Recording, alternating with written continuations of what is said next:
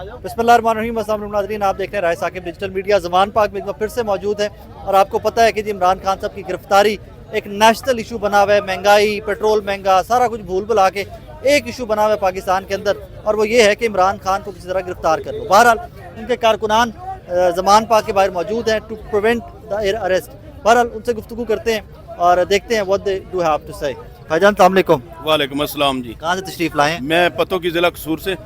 क्या कर रहे हैं यहाँ पे? और यहाँ पे अपने लीडर की हिफाजत के लिए आए हैं और हमारी ड्यूटी, हमारा फ़र्ज़ है अपने लीडर के साथ खड़े होना, और हम 15 साल से अपने लीडर के साथ खड़े हैं। हमने धरने किए, हमने रैलियाँ की हैं, हमने इस मुल्क को बचाने के लिए हर वो काम किया है जिससे मेरे पाकिस्तान का मुस्तकबिल महफूज हुआ है। तो शहबाज शरीफ साहब भी तो यही कहते हैं कि मुझे एक और मौका दें, मैं पाकिस्तान बचाऊंगा। मेरा ख्याल है कि जिस हालात तक इस वक्त कौम पहुँच गई है, जो गुर्बत जो हालात को पहुँच चुकी है, गरीब आदमी के जो हालात हो गए हैं, तो एक मौका तो, और इनको तो एक सेकंड भी और नहीं देना चाहिए इस मुल्क की। अगर कोई इंसान खैर ख्वाही चाहता है तो इनको तो एक सेकंड भी और नहीं रहना चाहिए। इनको तो खुद से रिजाइन दे के दफा हो जाना चाहिए इस मुल्क से। और इनका इस मुल्क में रखा क्या है? इनकी तो औलादें बाहर हैं, इनका पैसा बाहर है, इनके महल्लात बाहर हैं, इनके बैंक बैलेंस बाहर है इस मुल्क से। यहाँ इस मुल्क के अंदर इनका क्या है? इस मुल्क के अंदर इनका कुछ नहीं है।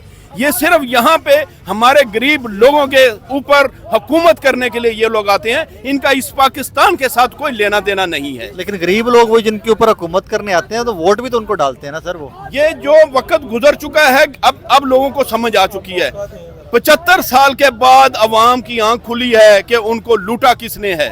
75 साल के बाद ये साबित हो चुका है कि इस मुल्क का खैर खा कौन है। अल्लाह ताला ने एक इमरान खान इस कौम को दिया है। मैं माफी मांग के लोगों से कहता हूँ, खुदा का वास्ता जे अगर इस इंसान को बचा सकते हैं, अल्लाह के बाद अगर इसकी हिफाजत कर सकते हैं तो इसकी हिफाजत कर लो। ये अल्लाह ताला ने एक तोहफा दिया इस मुल्क को, आखिर पे ये बचाने के लिए आया इस मुल्क को जो डूब रहा है। इस वक्त पाकिस्तान के पास और कोई लीडर नहीं है। पाकिस्तान को राना लियाकत अली खान के बाद ये एक वाहिद लीडर मिला है जिसके दिल के अंदर इस कौम का दर्द है, जिसने अपने बीवी बच्चे भी छोड़े, जिसने अपना सारा कुछ छोड़ा, $1 ट्रिलियन छोड़े। ये कौम क्या समिति है?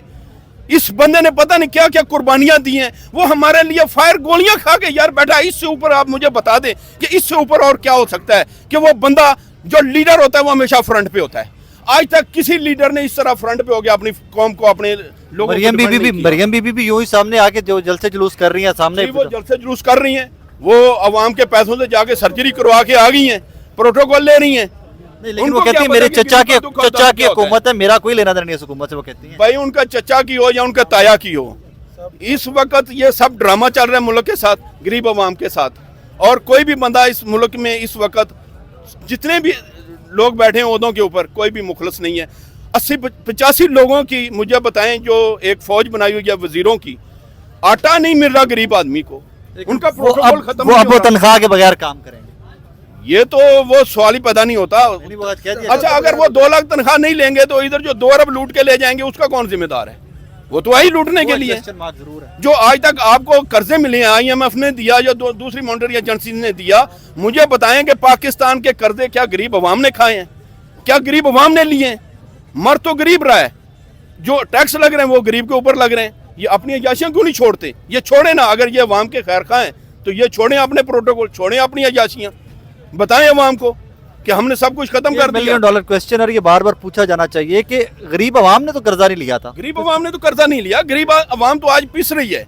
जो पेट्रोल आपने कल महंगा कर दिया है, अब देखें होने क्या वाला है। अभी बिजली के बिल आएंगे, अवाम तो गैस के बिल आएंगे, अवाम तो बेचारी रोडों के ऊपर आ गई है। अवाम तो कोई हालात नहीं है अवाम का इस वक्त, कोई हालात उसका पूछने वाला नहीं है। आटा, चीनी, घी इतने महंगे हो गए और इंडस्ट्री बंद हो रही है। सर्वाइव करना बहुत मुश्किल है। सर्वाइव गरीब आदमी के लिए सर्वाइवल बहुत मुश्किल हो चुका है। लिहाजा मैं यही रिक्वेस्ट करूंगा अवाम से, अपने पाकिस्तानियों से, कि खुदारा इस मुल्क को बचाना है तो बाहर निकलो। आज हम ये डंडा लेके खड़े हैं अपने लीडर की हिफाजत के लिए। अगर किसी माई के बेटे में दम है तो आए हमारे लीडर की तरफ, वो देखे, एक झलक देखे, और हम उसको बताएंगे कि हम क्या करते हैं। Thank you very much sir, thank you. दिखाइए जी क्या बिल है। ये भाईजान ये देखो, 1 महीने का बिल है 9000 रुपया, जबकि गैस घर की कर दे हो। हाँ जी, मिल आई है घर कोई घर जी फर्नस चलाई की 1.5 महीने का मकान है किराए का। हाँ हाँ जी, ते 9000 रुपये बिल है, जबकि गैस इस्तेमाल नहीं की। ਇਹ ਤੇ ਪਾਕਿਸਤਾਨ ਦੀ ਸਾਡੀ 9,000 ਰੁਪਇਆ 9,000 ਰੁਪਇਆ ਦੇਖ ਲਓ ਪਰ ਹੋ ਗਏ ਹੁਣ ਕੀ ਕਰਾਂਗੇ ਹੁਣ ਸੋਚੀ ਪਏ ਹਾਂ ਹੁਣ ਅੱਲਾਹ ਆਪ ਕਰ ਮੇਰੀ ਮਦਦ ਕਰੇ ਕੀ ਹਾਲ ਚਾਲ ਜੀ ਸ਼ੁਕਰ ਹੈ ਇਹ ਸਾਡੀ ਜ਼ੁਬਾਨ ਵਿੱਚ ਇਹਨੂੰ ਕਹਿੰਦੇ ਨੇ ਮੁਤਾਰ ਹਾਂਜੀ ਹਾਂਜੀ ਜਿਹੜੇ ਡੰਡੇ ਦੀ ਵੀ ਮੋਟੀ ਫਾਰਮ ਹੁੰਦੀ ਉਹਨਾਂ ਨੇ ਮੁਤਾਰ ਮੁਤਾਰ ਦਾ ਕੀ ਕਰਨਾ ਹੈ ਇੰਡੀਆ ਦੇ ਵਿੱਚ ਮੁਤਾਰ ਜਦੋਂ ਮਾਰਦੇ ਸੀ ਨਾ ਜਾਨਵਰਾਂ ਨੂੰ ਹਲਾਲ ਨਹੀਂ ਸੀ ਕਰਦੇ ਮਿਉਂ ਹਾਂ ਸ਼ਾਇਦ ਤੁਹਾਨੂੰ ਇਹਦਾ ਪਤਾ ਹੋਵੇ ਕੀ ਕਰਨਾ ਹੈ ਇਹਦਾ ਭਾਈਜਾਨ ਇਹ ਜਿਹੜਾ ਮਾਰਦੇ ਸੀ ਉਹ ਮਿਉਂ ਜਦੋਂ ਡਾਂਗ ਮਾਰਦੇ ਸੀ ਨਾ ਜਾਨਵਰ ਦੇ ਸਿਰ ਦੇ ਵਿੱਚ ਪਿੰਡ ਵਾਲੇ ਲੋਕ ਹੋਣਗੇ ਉਹਨਾਂ ਨੂੰ ਪਤਾ ਹੋਏਗਾ ਹਾਂ ਉਹ ਕਹਿੰਦੇ ਨੇ ਮੁਤਾਰ ਸਿਰ 'ਚ ਮਾਰਦੇ ਸੀ ਹਲਾਲ ਨਹੀਂ ਸੀ ਕਰਦੇ ਹਾਂ ਉਹ ਹਿੰਦੂ ਸੀ ਹਾਂ ਲੇਕਿਨ ਇੱਥੇ ਨਾ ਇੱਕ ਆਰਕੀ ਵੱਡੀ ਤੋਂ ਪਹਿਲੇ ਇਨਸ਼ਾਅੱਲਾ ਹਾਂ ਰਾਣਾ ਸਨਾਉੱਲਾ ਇਹ ਮਤਾਰ ਉਹਦੇ ਲਈ ਕਿਉਂਕਿ ਉਹ ਹਲਾਲ ਦੇ ਕਾਬਿਲ ਵੀ ਨਹੀਂ ਹੈਗਾ ਉਹਨੂੰ ਇਹ ਡੰਡਾ ਦਿਮਾਗ 'ਚ ਮਾਰਾਂਗਾ ਫਿਰ ਮੁੱਛਾਂ ਤੇ ਅਸੀਂ ਗੋਸ਼ਤ ਆਸ਼ਖਾ ਤੂੰ ਲੈ ਕੇ ਆਣਾ ਕਿਉਂਕਿ ਤੇਰਾ ਤਿੱਕੇ ਕੋਬਾ ਦਾ ਕੰਮ ਹੈ ਮੈਂ ਉਹਨੂੰ ਆਖਿਆ ਕੱਲ ਜਾਂ ਪਰਸੋਂ ਲਿਆ ਕੇ ਫਿਰ ਚੜਾ ਲੈ 1000 ਰੁਪਏ ਦੇ ਚੋਰਾਂ ਨੂੰ ਪਹੁੰਚਾ ਦੇਣਾ ਇਹ ਮੁਰਗੀਆਂ ਵਾਲੇ ਨੇ ਇਹਨਾਂ ਦੇ ਫਾਰਮ ਦੇ ਕੁੜੀ ਹੈ ਵਿਆਹ ਦੇ ਮਰੀਮ ਦਾ ਪਿਓ ਜਿਹੜਾ ਹੈਗਾ ਨਾ ਉਹ ਖੋਤੇ ਨੂੰ ਖੁਰੀਆਂ ਲਾਉਂਦਾ ਸੀ ਲੋਹਾਰ ਸੀ ਹੁਣ ਉਹ ਕਹਿੰਦਾ ਕਿ ਪਰ ਉਹਦੀ ਮਿੱਲਾ ਸਾਨ ਉਹ ਖਾਂਸਾ ਸਰ ਮਿੱਲਾ ਸੀ ਖੋਤੇ ਨੂੰ ਖੁਰੀਆਂ ਨਾਲ ਨਾਨਾ ਲਾਉਂਦਾ ਸੀ ਦਾਦਾ ਇੰਡੀਆ ਦੇ ਵਿੱਚ ਜੇ ਗੱਲਾਂ ਝੂਠ ਹੋਣ ਤੇ ਤੁਹਾਡੀਆਂ ਜੁੱਤੀਆਂ ਤੇ ਮੇਰਾ ਸਿਰ ਨਹੀਂ ਨਹੀਂ ਮੇਰੇ ਤੋਂ ਮੋਹਤਰਮ ਲੇਕਿਨ ਉਹਨੇ ਮਿੱਲਾ ਸੀ ਉਹ ਕੋਈ ਕਹਿੰਦਾ ਦੁੱਲਾ ਹਾਰਾ ਅੱਛਾ। ਕੋਈ ਕੁਝ ਕਹਿੰਦਾ ਕੋਈ ਕੁਝ ਕਹਿੰਦਾ अच्छा मरियम ने तो फिर अभी क्या सी मेरी तो लंदन क्या मेरी पाकिस्तान में जायदाद नहीं ते फिर 4 करोड़ ਦੀ ਸਰਜਰੀ ਤੇਰੀ ਕਿਵੇਂ ਹੋ ਜਾਂਦੀ ਹੈ ਲੰਦਨ ਦੇ ਵਿੱਚ ਅੱਬਾ ਅਮੀਰ ਆਦਮੀ ਨਾ ਅੱਬਾ ਅਮੀਰ ਆਦਮੀ ਹੈ ਹਾਂ ਅੱਬੇ ਦਾ ਅੱਬਾ ਉਹ ਕਹਿੰਦੇ ਕਿ ਲੋਹਾਰ ਹੈਗਾ ਸੀ ਗੈਰ ਇਖਲਾਕੀ। ਸਾਡੇ ਬੱਚੇ ਨਹੀਂ ਪੜ ਸਕਦੇ ਗੈਰ ਇਖਲਾਕੀ ਸਾਡੇ ਬੱਚੇ ਸਬਜ਼ੀ ਨਹੀਂ ਲੈ ਸਕਦੇ गोश्त नहीं ले सकते दाल क्यों 150 रुपए महंगा हो गया खुदा दी कसम है राणा सनालो ने पैगाम है कि फोर्स सा लेके आवे पहले सानू फड़े सानू पार करके बख्तर बंद करिए ਜਿਹੜੀਆਂ ਬਾਹਰ ਖਿਲਾਰੀਆਂ ਜੇ ਨਾ ਇਹ ਅੱਗੇ ਲਿਆਓ ਸਾਡੇ ਉੱਤੋਂ ਲੰਘਾਓ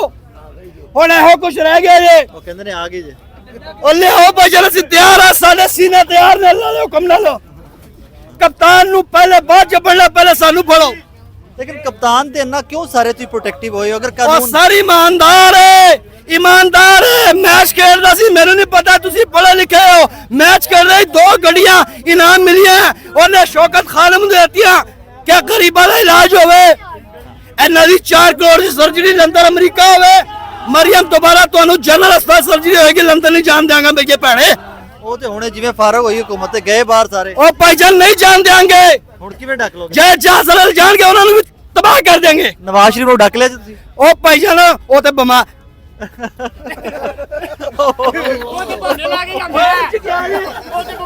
ਇੰਜ ਗਿਆ ਜੇ ਅੱਲਾ ਕੱਢਿਆ ਕਰੋ ਉਹ ਗੱਲ ਮੈਂ ਗੱਲ ਉਹ ਮੇਰਾ ਅੰਦਰ ਹੁੰਦਾ ਪਿਆ ਤੁਸੀਂ ਕਹਿੰਦੇ ਹੋ ਗੱਲ ਨਾ ਕੱਢੋ ਉਹ ਮੇਰਾ 70000 ਰੁਪਏ ਬਿੱਲ ਆ ਗਿਆ ਉਹ ਟੈਕਸ ਦੇ ਪੈਸੇ ਨਾਲ ਸਰਜਰੀ ਇਹ ਕਰਵਾਉਣ ਲੰਡਨ ਇਹ ਜਾਣ ਜਹਾਜ਼ ਦੇ ਵਿੱਚ ਸਾਡੇ ਟੈਕਸ ਦੇ ਪੈਸੇ ਨਾ ਜਾਣ ਤੇ ਜਿਹੜੇ ਇਹਨਾਂ ਨੇ ਪਾਏ ਨੇ ਉਹਨਾਂ ਨੂੰ 15 ਮੁਲਾਜ਼ਮ ਤਨਖਾਹਾਂ 15 ਲੱਖ ਇੱਕ ਮੁਲਾਜ਼ਮ ਨੂੰ ਜਿਹੜਾ ਛੋਟੀ ਕੁਰਸੀ ਤੇ ਬੈਠਾ ਜਿਹੜਾ ਵੱਡੀ ਤੇ ਬੈਠਾ ਉਹਦਾ ਕੀ ਹਾਲ ਹੋਏਗਾ ਥੈਂਕ ਯੂ ਵੈਰੀ ਮਚ ਪਾਣੀ ਪੀਵੋ ਤੁਸੀਂ ਥੈਂਕ ਯੂ ਮੈਂ ਸਰਦਾਰੀ ਨੂੰ ਕਹਿਣਾ ਸਰਦਾਰੀ ਸਿੰਧ ਦੇ ਵਿੱਚ ਬੱਚੇ ਪਿਆਸ ਨਾਲ ਮਰਦੇ ਪਏ ਨੇ ਕਿਰਦਾ ਪਾਣੀ ਪੀ ਪੀ ਕੇ ਉਹ ਤਾਂ ਹਾਲਾਤ ਇਮਰਾਨ ਖਾਨ ਨੂੰ ਬਾਅਦ ਚ ਗ੍ਰਿਫਤਾਰ ਕਰੀ ਪਹਿਲੇ ਸਿੰਧ ਪਾਣੀ ਦੇ ਲੈ ਤੇ ਮੁੰਡਾ ਤੇਰਾ ਉਂਝ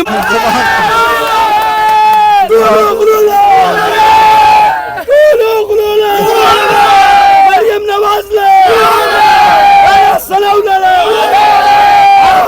खड़े हैं सीना तान के नाज़रीन ज़मान पाक और ज़मान पाक के ये मनाजिर आप तक पहुंचा दिए मैंने ਹੁਣ ਤੁਹਾਡੀ